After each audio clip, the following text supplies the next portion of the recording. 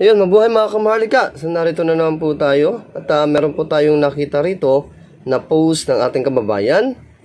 Shoutout kay Reynold Jan 5 Tambolero.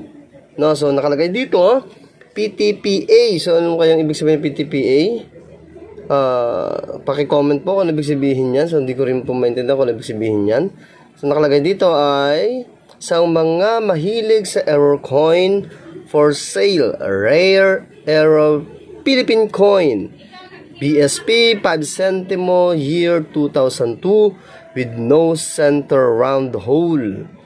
So nakalagay dito 1.5k lang kung trip nyo. Pwede bang pag-usapan? So mga kababayan natin yan na mahilig mangolekta at trip yung coin na ito, paki-contact lang po si Sir Reynold Jan 5 Tambolero.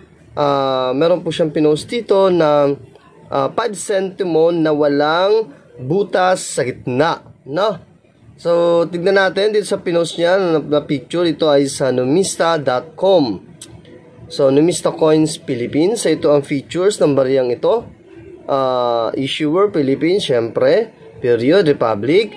Type, Standard Circulation Coin. Year, 1995 hanggang 2017. So ito yung taon ng pagkagawa sa bariyang ito. Value, 5 centimo. Currency, piso. Composition, copper plated steel. Weight, 1.9 grams. Diameter, 15.5 mm. Thickness, 1.52 mm. Shape, round with round hole. So ito yung binigyan niya ng pansin kasi yung kanyang pinost ay wala daw pong butas sa gitna, no? So, bablog na natin to dahil content creator tayo. Nakita natin to sa group, pinasa niya, public, so pwede natin siyang i-content. So, ito, makikita ninyo, no? Wala nga po talagang butas sa gitna, no? Pero, kung papansin ninyo, doon sa gitna para siyang merong pinagdaanan ng bilog, no? So, parang yun yata yung magiging butas dapat. Pero, maganda yung barya. Kung itong legit nga talagang yung 5 centimo na ito, napakaganda nito. Kasi bibihira ka nga naman makakita, rare talaga ito, na walang butas yung 5 centimo. Yan, no?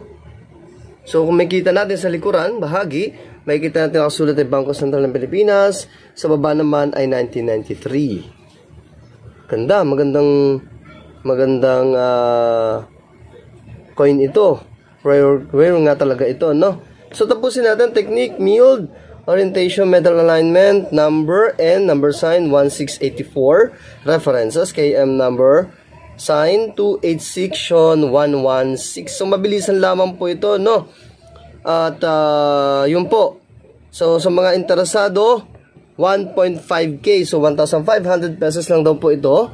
Pinagbibili o binibenta o pinost ni Sir Reynold Jan 5 Tambolero. Sa mga interesado dyan, no? At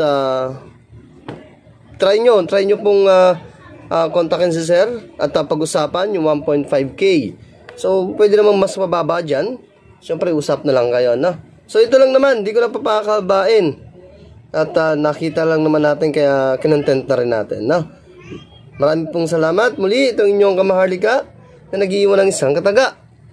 Ang barya ay kayamanan ng ating bansa. Ikaw, kayamanan ka ba niya? Maraming salamat po.